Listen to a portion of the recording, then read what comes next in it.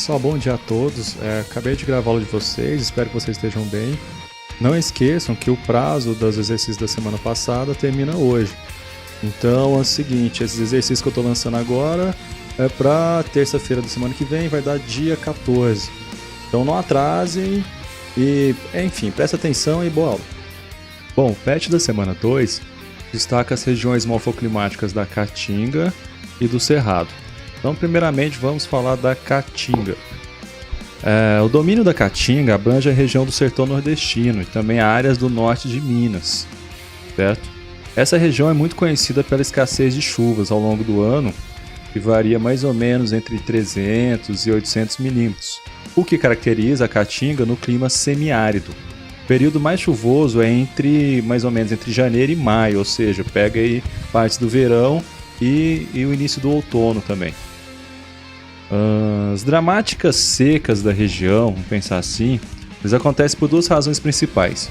Primeiro, os ventos que refrescam o sertão não conseguem trazer a umidade que causa chuvas nas áreas vizinhas, seja no litoral do Nordeste, ou seja lá no sudeste do país, ou na região amazônica. Devido ao seguinte, em partes, vamos considerar assim, pela depressão interplanáltica que existe. Tá vendo que existe aqui o Planalto da Borborema, não é? Existem outras chapadas aqui da região do Planalto do Rio Parnaíba, tá? Então esses terrenos elevados, eles impedem com que as massas de ar úmida consigam chegar na depressão sertaneja, onde está a maior parte do sertão, tá? E também é o seguinte, o semiárido quase não tem lagos e rios volumosos, que poderiam induzir a formação de aguaceiros locais, então isso não acontece, tá? E pela própria dinâmica também das massas de ar. Simplesmente a massa de ar equatorial atlântica que está aqui, ela não consegue penetrar não apenas pelo relevo do Planalto do Borborema, mas também pela própria dinâmica da sua massa. Segue mais sentido ali a linha do Equador. Então, além da dinâmica das massas, nós temos então a questão do relevo, e também a questão também que essa região aqui não tem não tem lagos e nem tem rios volumosos para que fosse possível formar uma nuvem mais úmida, digamos assim, poderia trazer chuva na região. Bom, a Caatinga é a única formação vegetal exclusivamente brasileira, ela apresenta 3 estratos. Tá? O que seria estrato? Seriam portes da vegetação. Então tem o arbóreo, que seriam aquelas árvores que vão mais ou menos entre 8 e 12 metros. O arbustivo é o que predomina, que seria entre 2 e 5 metros, seriam essas árvores aqui, ó, tá? Maiores. E o herbáceo, que seriam até 2 metros, que seriam essa parte aqui, ó. Inclusive dessa planta aqui, tá? Dessa cactácea, tá? Aqui na imagem não tem nenhum arbóreo. O arbóreo normalmente fica bem próximo das matas ciliares, próximo dos córregos, que são as regiões mais úmidas. As folhas, por exemplo, elas são finas ou até inexistentes, que é nesse caso aqui. Algumas plantas, elas armazenam água, que é o caso dessa aqui, ó, como as cactáceas. Outras se caracterizam por terem raízes praticamente na superfície do solo. As raízes, elas são mais espaçadas também. Que mais? Aqui nessa região eu vou destacar algumas espécies mais comuns, que seria a amburana, a aroeira, o umbu, mandacaru. Mandacaru, acho que é esse aqui, ó. Mandacaru, se eu não me engano. Não, não é não. É bem parecido. O juazeiro, o que mais?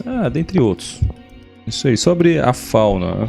Não sou muito de falar de fauna não, mas eu fico na questão de vocês lá, cobro isso aqui. Nós temos a presença, na verdade, de uma grande variedade de espécies. A Caatinga é uma região com uma biodiversidade muito alta, porque, como eu falei antes, é uma formação vegetal exclusiva do Brasil. Então tem muitas espécies endêmicas, principalmente de plantas. De animais, que eu conheço é só esse aqui, ó, o guigó da Caatinga, esse miquinho aqui. Mas aqui tem também cascavéis, capivaras, tatus, onças pardas, tamanduás. Enfim, tem muitos animais que são comuns também no Cerrado. A gente encontra lá na Caatinga. Mas enfim, na Caatinga também existem suas ilhas de umidade, digamos assim, e solos férteis. São os chamados brejos, que quebram aquela monotonia daquelas condições físicas e geológicas dos sertões. Nessas ilhas é possível produzir quase todos os alimentos e frutas peculiares aos trópicos do mundo, principalmente frutas mais cítricas, que é o caso aqui da uva, mas é muito comum também abacaxi, pera, caqui, que não é ácido, mas enfim, mas é muito comum lá. Então, assim, essas áreas normalmente elas se localizam próximas às serras, né, aquelas chapadas que a gente viu lá naquele perfil topográfico anterior, e também próximas do Vale do Rio São Francisco, tá, através da cultura irrigada principalmente.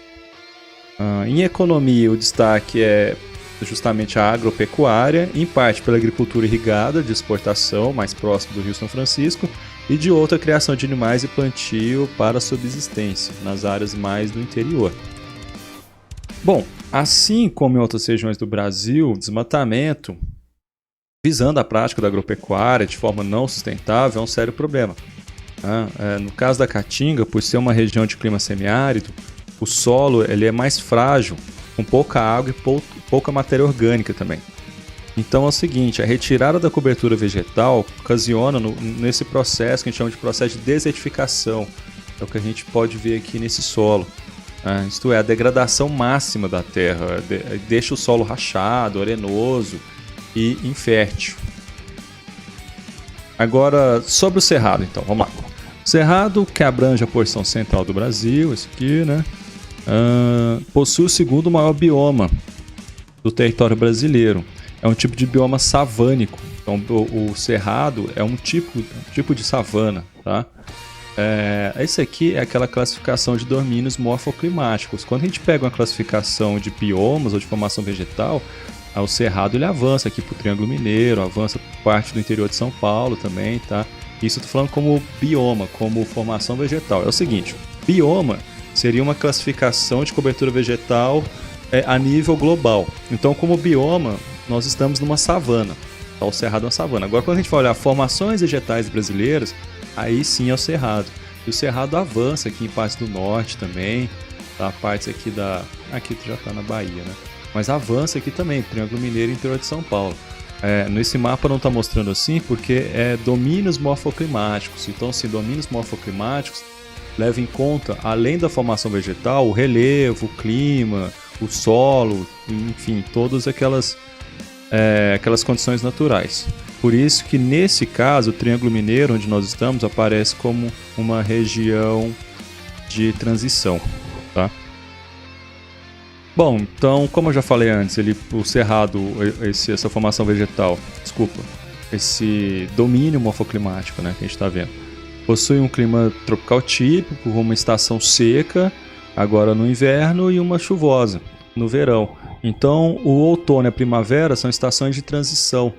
Tá? O outono ainda chove, mas chove menos. Ele está fazendo aquela transição para o inverno, que é seco. Quando nós chegamos na primavera, a primavera começa... No início da primavera não chove, chove mais no final.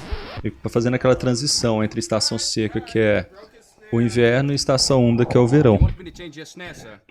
Olha, é o seguinte, o solo do cerrado... Vamos falar então sobre a agropecuária, que é o mais forte aqui, né? Bom, o cerrado ele é conhecido como o celeiro do Brasil atualmente. Mas é o seguinte, o solo do cerrado ele é ácido. Então, antes de descobrir uma técnica para diminuir essa acidez do solo do cerrado, a região era ocupada praticamente para a pecuária na sua porção mais ao sul. Aqui no Triângulo Mineiro, no sul de Goiás, era bem tradicional a pecuária, principalmente na região de Uberaba. Na década de 1970, com a descoberta da técnica que a gente chama de técnica de calagem, que foi descoberta pela Embrapa, é uma técnica que permite a diminuição da acidez do solo do cerrado. Então, combinando essa nova técnica com a abertura de estradas partindo da nova capital do Brasil, Brasília, que foi inaugurada em 1960, aí tem, digamos assim, essas novas fronteiras agrícolas foram se expandindo no cerrado, principalmente nos estados de Goiás e de Mato Grosso.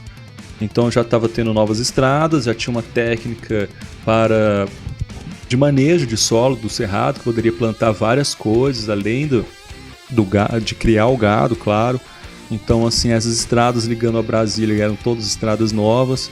Então, isso fez com que essa região ela fosse expandida, né, de forma assim, economicamente ela bombou, digamos assim, mas ambientalmente foi péssimo, né? Então é o seguinte, essa evolução do manejo do solo, combinado com o relevo favorável de planaltos, com suas chapadas e terrenos aplainados, um clima, na verdade, do Cerrado é quase perfeito para a prática da agropecuária, né? Nesse clima de 2 estações bem definidas. Porque mesmo na estação seca, que é a estação que é o inverno não é rigoroso, né? Então apenas com a irrigação a gente já consegue manejar bem essa cultura do plantio e também da criação de bovinos, principalmente. E ainda tem uma grande riqueza hidrográfica.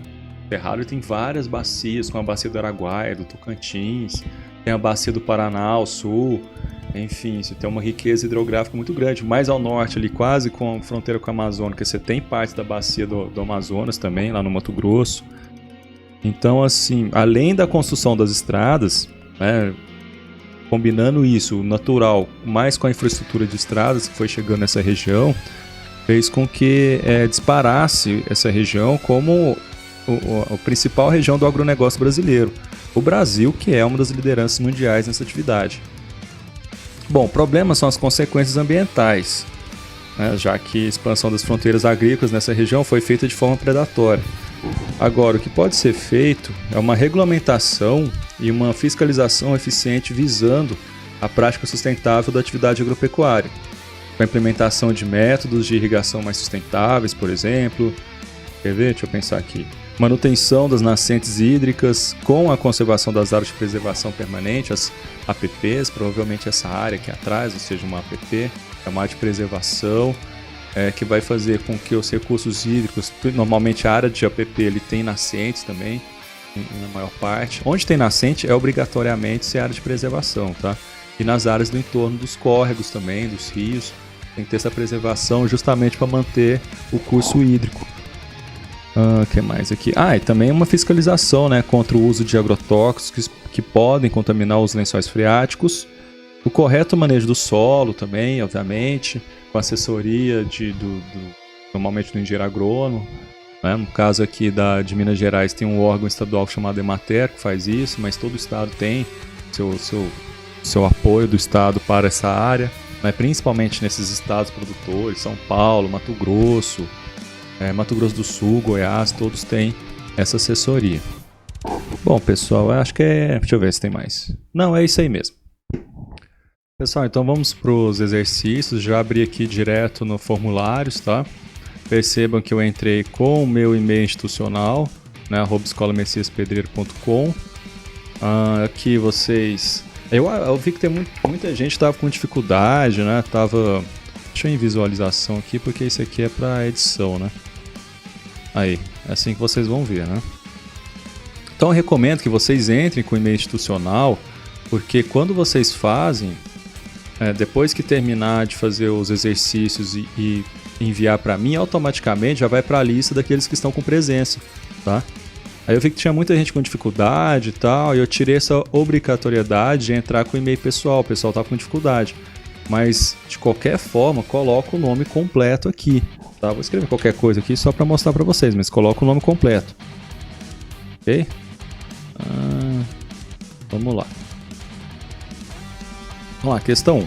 Domínio morfoclimático do Cerrado é a região que mais sofre com queimadas, desmatamento e com a agricultura que utiliza agrotóxicos. Por que esse domínio morfoclimático atrai tantas atividades econômicas? É justamente aquelas vantagens que eu falei do Cerrado. Por que o Cerrado é a grande região do agronegócio do Brasil? Por que é o celeiro do Brasil? Quais as vantagens do Cerrado, né? Assim, não precisava queimar, desmatar e usar agrotóxicos, mas enfim, né, a questão é a questão do processo mais econômico, digamos assim, né? Se queimar, às vezes é muito mais barato do que outras técnicas, né? De replantio. Ou desmatar é mais barato do que você desmatar e plantar. Então, tudo isso deve-se a uma política falha no Brasil, né? E quem tem que fazer essa política é justamente o Ministério da Agricultura, juntamente com o do Meio Ambiente. Então, você tem que dar subsídios para o agricultor conseguir bancar algo correto, porque às vezes não é barato, né? Então, assim, o agricultor sozinho ele não vai fazer todo o processo correto. Tá? Ele vai colocar fogo. Tá? Então, assim, tem que ter uma fiscalização juntamente com o subsídio. Tá? Mas, assim, a questão não é essa. A questão é por que o Cerrado, esse domínio morfoclimático, atrai tantas atividades econômicas, né? Tantas assim, né? Quais atividades econômicas, na verdade, que atrai? Pô, agropecuária, né? Não é indústria, não é... Enfim, metalúrgica, não é isso, né? É agropecuário. Por quê? São as várias questões que eu falei lá. De vantagens. Então tem um textinho aqui, bababá. Uma charge. Qual o principal problema ambiental sofrido pelo bioma cerrado? Quais as causas de sua ocorrência? Então, qual que é o principal problema ambiental? Tá? Ele está relacionado à sua principal atividade econômica. Vocês já sabem qual que é. Né? Quais as causas da sua ocorrência? As causas seriam isso que eu acabei de falar, né?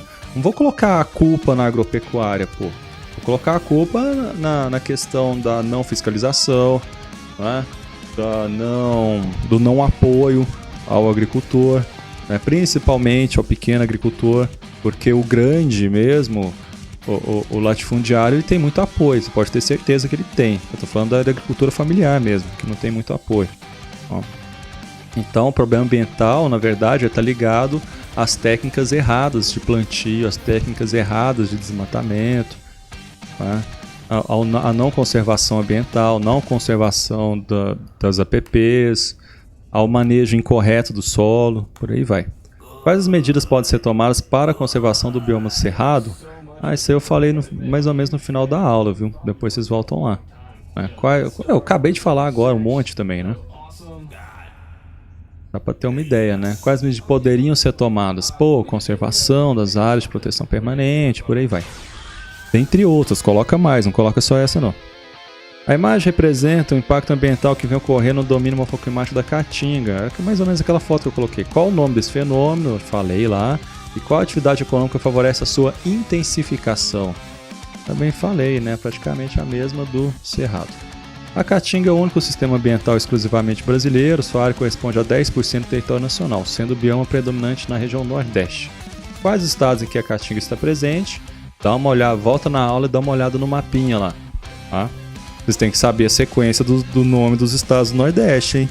Né? Bahia, Sergipe, Alagoas, por aí vai, tem que saber. A Caatinga, ao contrário do que muitos imaginam, possui grande diversidade biológica. Caracteriza a fauna e a flora da Caatinga. Caracterizar é colocar informações sobre a flora e a fauna. Praticamente isso. Então vocês podem citar lá algumas das espécies que eu falei para vocês na aula, né? Espécies de plantas e de animais. Então caracterizar é colocar informações sobre algo. Quais as principais atividades econômicas desenvolvidas na Caatinga? Então são 3 perguntas em uma, na verdade, né? Principais atividades econômicas eu também falei durante a aula. Qualquer coisa volta lá e se não entendeu, vê de novo. É isso aí. Então é isso. Qualquer dúvida me manda lá no grupo que eu vou responder assim que eu ver a sua dúvida, sei lá. Então até a próxima aula.